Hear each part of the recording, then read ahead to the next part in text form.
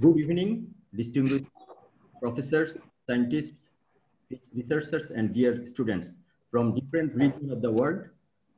All are most welcome in this session. I am Dr. Faisal Islam Choudhury, Associate Professor, Department of Chemistry, University of Chittagong, Bangladesh, the host of today's webinar. I would like to mention about Nanotechnology and Renewable Energy Research Laboratory, Department of Chemistry, University of Chittagong, Bangladesh, an initiative for opening opportunity for our students and teachers to conduct high quality research and publication and publish in high impact journals, and to building capacity of the students on modern science and technology fields such as energy generation and storage, nanotechnology, computational chemistry, etc. Also, we try to manage various state-of-the-art technology for materials and device characterization, such as EIS, FTIR, XRD, EDX, DSCPGA, SAM, HRTM, and also DSSC preparation and characterization in collaboration with various organizations such as DCSIR, Bangladesh Atomic Energy Commission, Open State University, USA, University of Malaysia, University of Malaysia, Sarawak, Malaysia. We are working collaboratively to improve our quality of research and publication. We work and hope for the betterment of our students. And now I would like to introduce our today's speaker, Professor Dr. Saidur Rahman sir. Today's speaker, Professor Dr. Saidur Rahman. The webinar title is How to Write Review Article and Publish in High Impact Journals. Professor Dr. Saidur Rahman is currently working as a distinguished professor and head of the Research Center for Nanomaterials and Energy Technology, RCNMET, at Sunway University.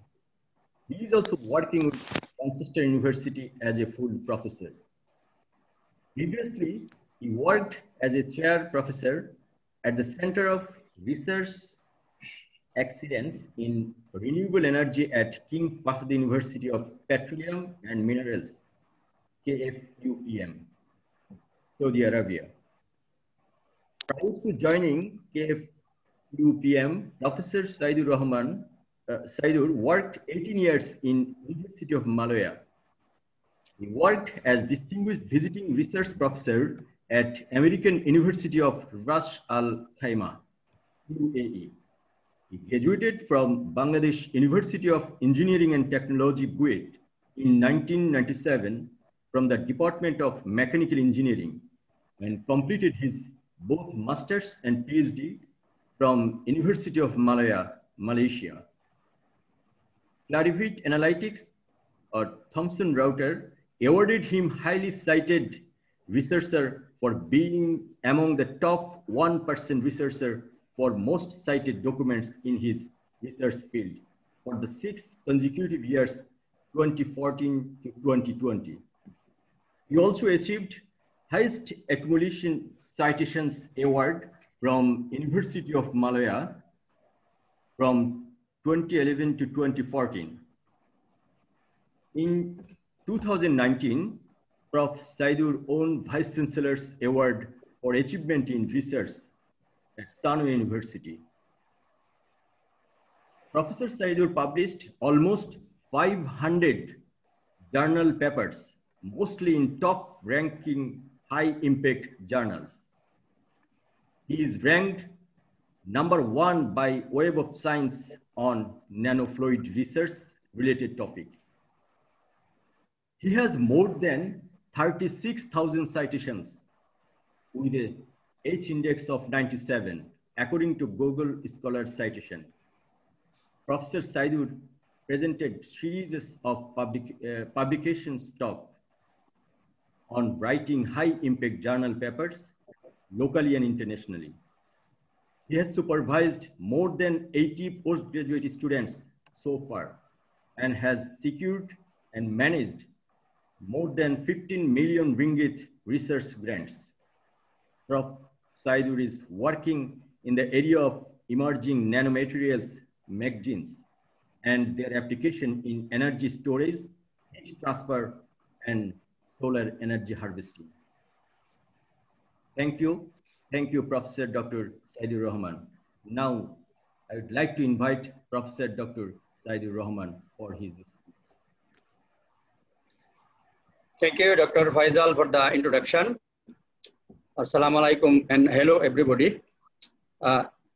First of all, I again thank you, Faisal, for arranging this event, particularly to share my experience with the young generation, those who will be benefited from my experience. I also would like to thank some senior professors, Professor Jamaluddin, Professor Saleh, and some other doctorate degree holders. This was intention was to share my experience with the junior researcher. Hopefully, you will give some. You will share your experience as well, if possible. I will share whatever I have so far. You are also experienced. I'm sure that you can top up whatever I'm going to present here. I'm not perfect. I cannot share each and everything. Definitely, you have something to share also, and probably I will be learning something from you as well. Let me share my slide first.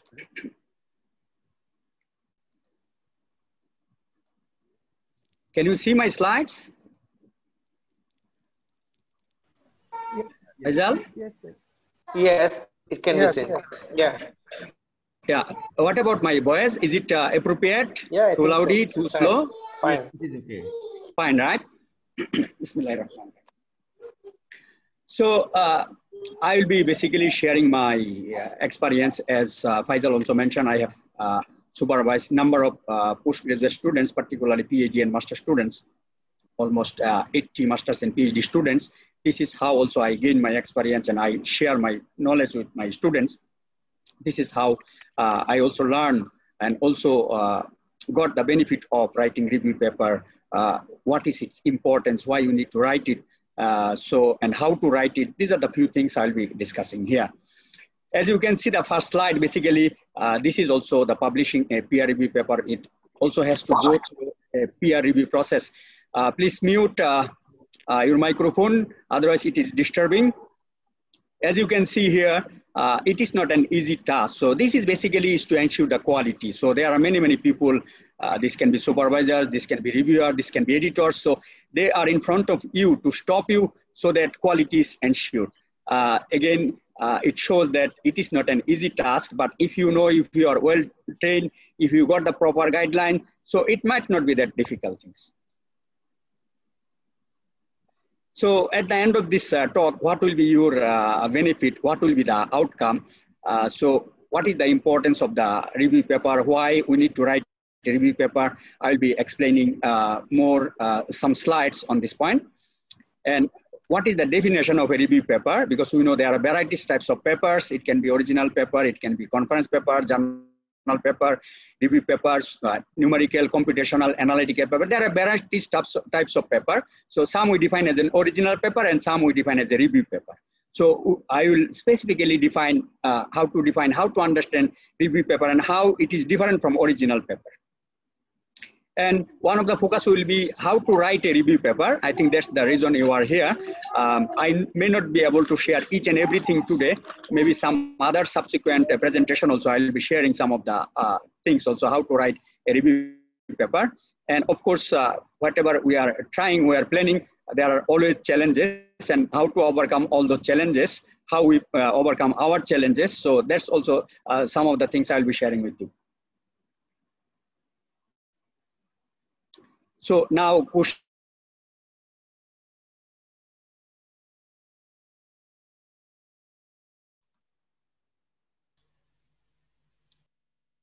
Sir, may be muted. Unmute, please. Please unmute. Dr. Saidur, yeah. Yeah. Okay. Now you can hear. We can hear. Yes. Yeah. Okay. So this is important slides, particularly those who are new, those who are intending to pursue master's, PhD, and even some new researcher as well.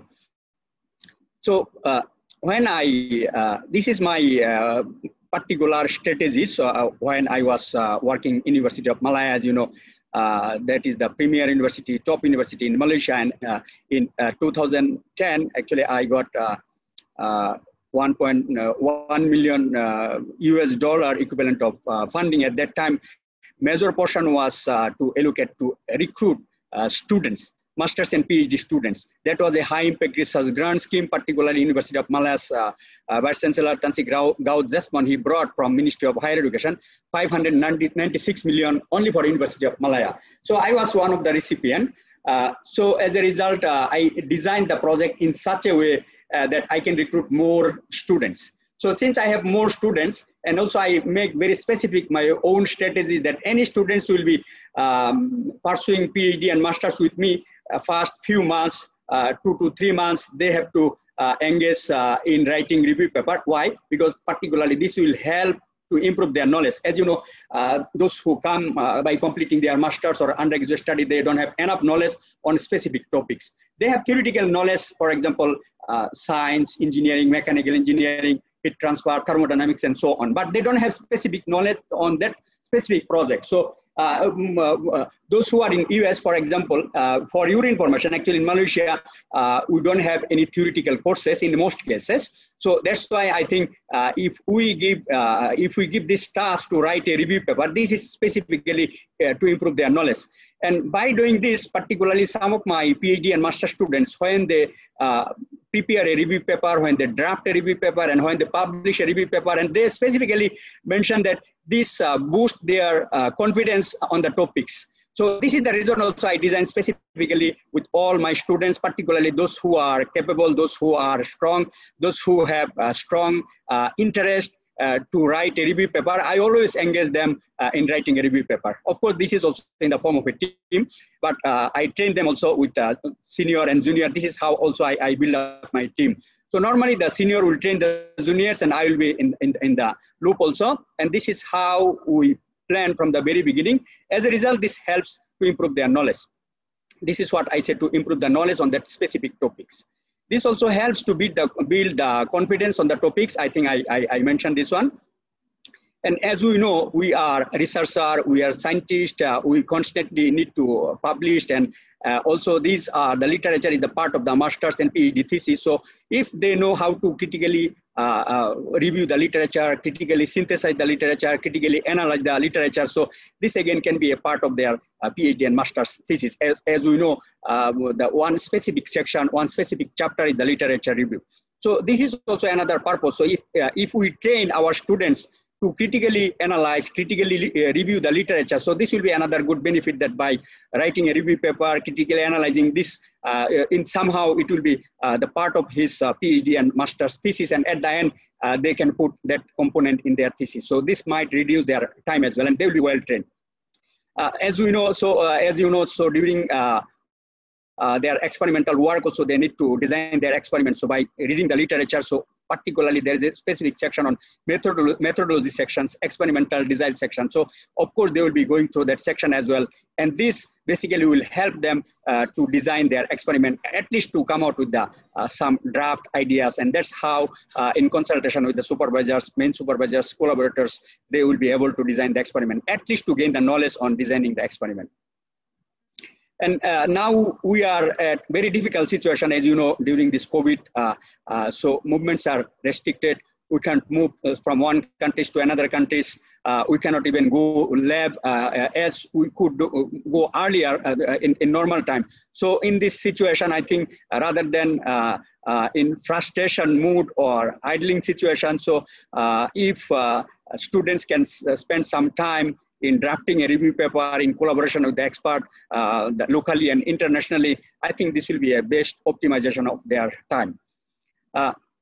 So as you know, the writing review paper actually is not an easy task. So normally from 300 to 500 references are summarized. So reading, digesting, analyzing, synthesizing these 300 to 500 references it's a tedious time. So if someone publish a review paper and someone is reading this summarized form, definitely this will help to optimize their time rather than going through each and every papers. This is what I say, the optimization of time, because this review paper, basically, I can understand when I want to design a new proposal, I want to write a proposal. So when I read 1 or 2 review paper, then I can understand how much beneficial this review paper to design my own new projects, particularly to identify novelties, what is the gaps and so on. One of the particular reason, one of the specific reason also in writing a review paper is the future perspectives or future directions. This is, we always give focus in one of the specific sections. So by reading few review papers, basically a new researcher can identify some novelties, and this again will help to design his or her the experimental or new original paper. So these are some of the benefits I summarized here. As you can see here, this is the analysis done by Scopus. As you can see, the citation of review papers are much more higher compared to the original article, conference paper. So I gave an example here. So I published a paper. This is an original paper. I published in 2002, and its citation is only 8. And whereas I'll show some of my review paper, those which are strategically written in the next slide, as you can see here. So as I mentioned, I always constantly supervise 20 to 30 masters and PhD students. So my strategy was also to write a number of review papers with students. As a result, as you can see, there are some papers I highlighted here. You can see their citations are quite high. This is also when I did my own analysis. I found that the review papers are not all review papers, those which are in hot topics, strategically written, quite broad. As a result, they give quite better citations compared to the papers those which are not strategically written. So as you can see, some of my review papers with my students, collaborators we published, and citations are quite high. So now, this is one of the reasons also we particularly to address the ranking and visibility issues. So I always try to highlight these things also.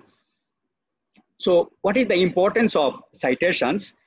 To me, I think this is an indicator of usefulness, because as I mentioned, rather than reading 300 to 500 papers, so this summarized work, this synthesized work, this critical work in broader areas of that, that field basically help us to optimize our time to identify the novelties. This basically save our time. And as a result, these are widely used by researcher scientific communities. So, So in my view, this is some sorts of usefulness indicator. That's why people use it extensively. This is also, as many of you know, the worldwide, this ranking is one of the phenomena where this citation is one of the criteria that's weighted is 30%. So to support, I think, the university's mission, vision, visibility. So this is one of the reasons also we need to support the university's policy strategies, particularly to improve their visibility. So where if we can publish in a professional way by maintaining the ethics and all other professionalism, I don't see anything wrong in addressing these issues. This also helps to internationally recognize. These are also, as we are involved in promotion committee, we can see they always looking for H-index citations. So even though there are pros and cons, there are negative things in this citation impact. So that one I will be referring some of my presentation that I did earlier, the pros and cons, pitfalls of citation. You can refer in that slides that I presented, and these are available in YouTube and Facebook. But we have to address the university's, we have to work at the university's mission and vision as well. So this also helps in some rewarding as well. So here are some of the important notes also I'm trying to highlight here, because these are some of the comments when we present, when we publish. Some other people also give some feedback. I think these are good things to at least discuss so that we know what is right, what is wrong, and how we can do the things professionally. So I'm addressing here, I'm focusing on review paper, but as a scientist, as a researcher, we always should not focus only writing a review paper, but my focus today's presentation is on how to write a review paper and what is its importance and what's our impact. So that's why I'm giving little bit specific focus on review paper. But I would like to highlight that it is not good approach just to focus on writing a review paper, despite having research facilities, and it is not, and particularly writing a review paper is nothing unethical because it is an universal practice. Even there are review journals, and I understand some of the journals impact factor is extremely high, and those are review journals. Even in our field also, for example, renewable and sustainable energy review, this impact factor is one of the highest impact factor in our field, something like 12. And there is a progress on energy and combustion science, that's impact factor is 26.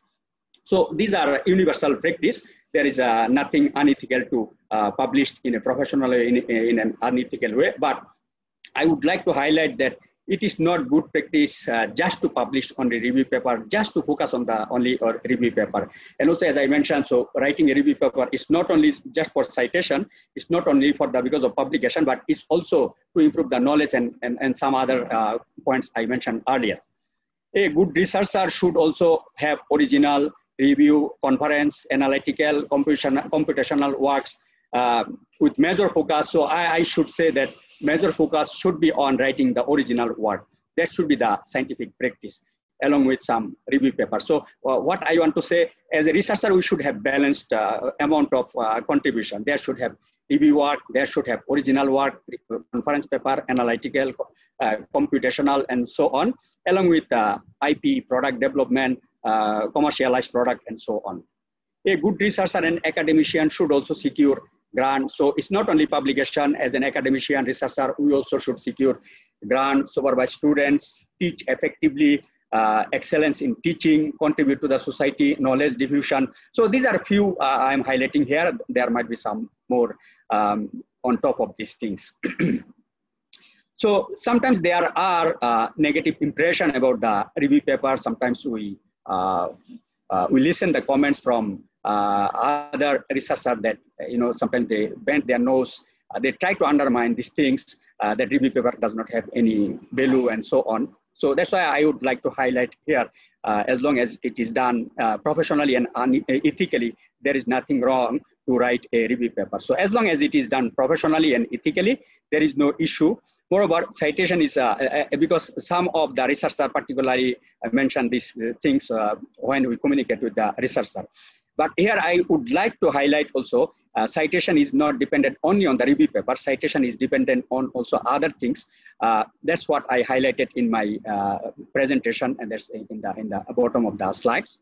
Actually, citation is dependent on many other things, like breakthrough findings, those which we published in Science and Nature, some of the top ranking journals, we call it Q1 and Q2, publication platform, for example, like in Elsevier and Science Direct. If we published in good platform, rather than the recently introduced some of the platform like MDPI, or for example, they are just new. So I give one specific example.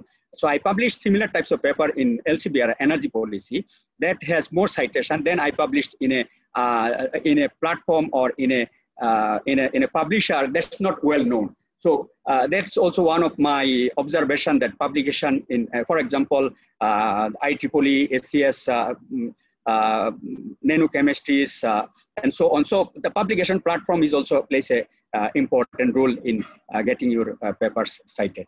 Journal ranking. So as you know, the journal can be ranked as Q1, Q2, Q3, Q4. So normally the Q1 and Q2 journals are more cited. That's how the definition of impact factors comes. Also, I found that more the collaborations with the international collaborations paper will be more cited. And of course, the topic is also important. So citation is not only dependent on review paper, citation is dependent on many other aspects. So some of the few things I have discussed here.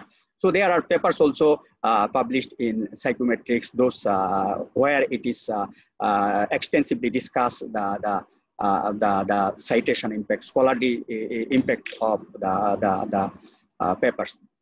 So basically, since there are, because sometimes citation is also abused. For example, in my experience particularly, I have observed sometimes the reviewer specifically asked to cite their own paper. So this is again wrong things. So these are the things also I posted in my Facebook, how to defend these types of unethical practice. I shared this practice also in Facebook. So these are some of the pitfalls and citation. Basically, sometimes one paper is published by 5 authors, and then there is no, let's say it is cited 100 times, and then every author get the 100 citations. So there is no sharing. So how much should be for first author, second author, third author? So these are some of the pitfalls also, and there are some other pitfalls associated with citation. So those things actually I have extensively discussed, I think more than 1.5 hours in all those slides that I presented in one of the university in Malaysia, the University Putra Malaysia, that is available in Facebook and YouTube.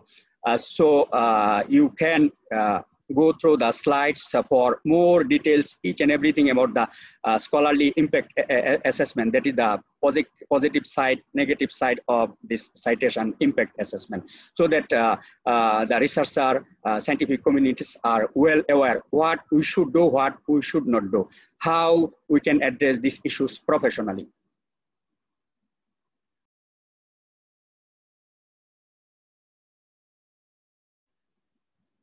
So now I'll be discussing a bit more about what is a review paper, because there might have misconception what is review paper and what is original paper.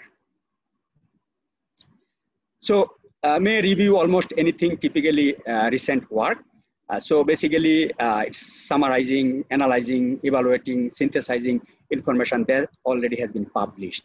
So this is basically the key things to summarize, analyze, evaluate, synthesize the information that is already available in the literatures. So that's what I mentioned in one of the slides. Let's say 300 to 500 papers in your specific topics you have downloaded, you have critically synthesized them, you have summarized them, you have analyzed them, you have critically evaluated them, and then you draft a paper and you publish a paper using published literature. It can be your own paper. Let's say, for example, someone is an expert in specific field for last 10 years, he or she has extensively worked in that field. So he or she may have also around 50 papers or 100 papers. So his own papers also can be included there along with the others available in the literature. So his or her own paper and the paper taken from the literatures, and let's summarize them, analyze them, evaluate them, synthesize them, and then prepare a draft paper, okay, modify them, improve them, and publish. So this is what we call a review paper. It is not an original work. Original work is something we do the experimental work, we do the survey work, we do the computational work, we do the analytical work. So this is the difference between original work and review work.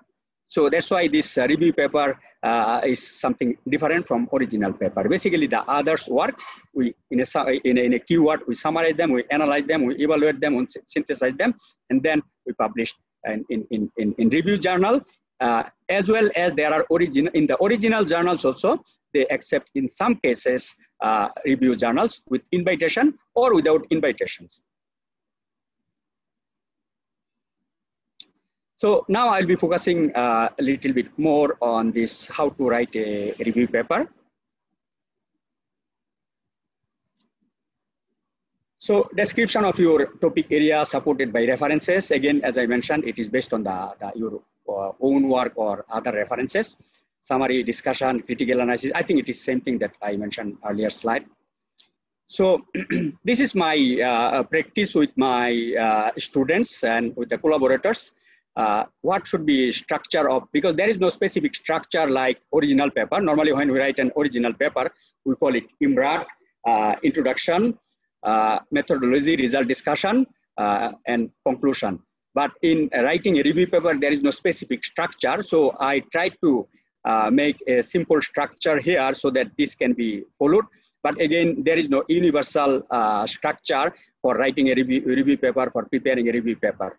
This is again based on reading the other review paper, based on collaboration, based on experience. So this can be drafted a structure. So Here, there should be a title and list of the authors like original paper, and there should be an abstract.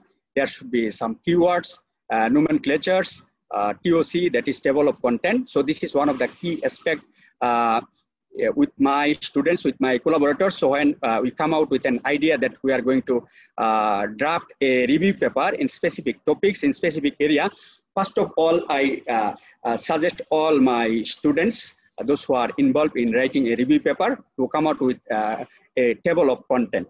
Because once the table of content is developed, then he or she slowly can go into the deeper in each and every topics in more details. Before developing a table of content, I ask them to download a number of good quality papers, and particularly to download a few relevant review papers on that topics. So I ask them to digest and to come out with a draft table of content. And then these are the things discussed with, particularly with me, with my collaborators, with other researchers. And after several trial and error, we make a better table of content. And once there is a table of content, basically the students, collaborators, and other team members can go into more details of the paper. And sometimes also we subdivide the task of the whole content. We distribute the task. Let's say there are 4 team members. Then also we subdivide. We distribute the task, the specific component to the team members. This is how we practice in our case, because writing a review paper by only one student, sometimes it is very, very tedious, and it is very difficult, and sometimes it is discouraging, unless students are very much dedicated and has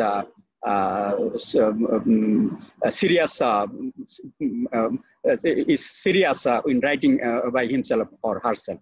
This is normally our practice in our case, and in most cases, we become successful in writing a review paper.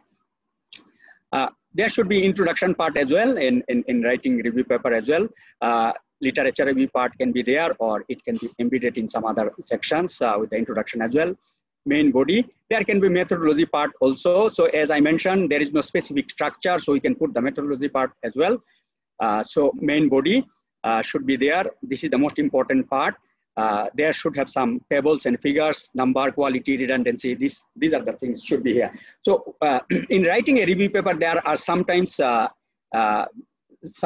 challenges, like when new researchers, new students, particularly, they want to write a paper that is very lengthy. So that's why I give a very specific scope or specific boundary that let's not make the paper more than 50 pages, including all the component, tables, figures, and so on. This is in case of double space, not more than 50 pages.